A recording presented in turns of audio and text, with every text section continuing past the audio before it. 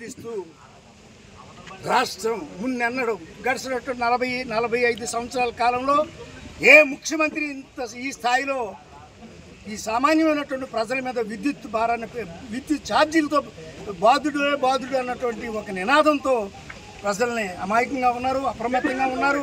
నేను ఇచ్చినటువంటి వాగ్దానాలను ఏమీ అడగడం లేదు, నా ఇష్టం నేనేం చేసినా చెల్లుద్దనే ధోరణితో ఒక నియంతృత్వం లాగా, ఒక హిట్లర్ లాగా, ఒక సద్దాం హుస్సేన్ మాదిరిగా ఈ చంద్రబాబు నాయుడు కూటమి ప్రభుత్వం ఎన్నికలు రేపు జనవరికి వస్తే జనవరి-ఫిబ్రవరి కాడికి వచ్చేసరికి 15,000 కోట్ల రూపాయలు ఈ విద్యుత్ ఛార్జీల మీద భారం ప్రజల మీద వేస్తున్నారన్న విషయాన్ని చెప్తున్నాం. దీని నిమిత్తమే ఇవాళ మనం ధర్నా చేస్తున్నాం, నిరసన తెలియజేస్తున్నాం.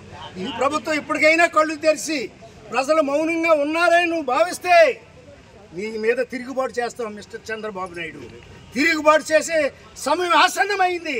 ప్రజలు విసిగిపోయి వేసారిపోయి భయంగా బ్రతుకుతున్నటువంటి ప్రజల్లో తిరుగుబాటు కనుక వస్తే నీ ప్రభుత్వం మా దగ్గర నిలబడదని సందర్భంగా మనం చేస్తాం. చేతి వేళ కేవలం ఇది ఒక మచ్చుక. కొత్త సంవత్సరం వచ్చే లోపు ఈ నెల డిసెంబరు ఈ 27వ తారీఖున మేము ఒక శాంపుల్గా ఈ ఉద్యమాన్ని నీకు చూపిస్తున్నాం. ఇది శాంపుల్ మాత్రమే. ఎందుకంటే 6-7 మాసాల్లో 6,740 కోట్ల రూపాయలు నువ్వు భారం వేసావంటే ఎవరు అడగడం లేదనుకుని మరలా జనవరి-ఫిబ్రవరిలో మరొక 9,000 కోట్లు వేయడానికి నీవు ప్రణాళికలు సిద్ధం చేసుకున్నటువంటి చంద్రబాబు నాయుడు నీ ప్రభుత్వం ప్రజా తిరుగుబాటు వచ్చే రోజులు అంత దగ్గరలో ఉన్నాయన్నటువంటి విషయాన్ని మనం చేస్తూ ఈవేళ రాజోలు నియోజకవర్గానికి రాజకీయ రాజధాని అయినటువంటి మల్కీపురంలో మొట్టమొదటిగా ఈ ఉద్యమాన్ని చేస్తూ ఉన్నాం. ఇక్కడ ఉన్నటువంటి ఎలక్ట్రికల్ ఏఈకి మేము ఒక మెమోరాండాన్ని ఇస్తున్నాం.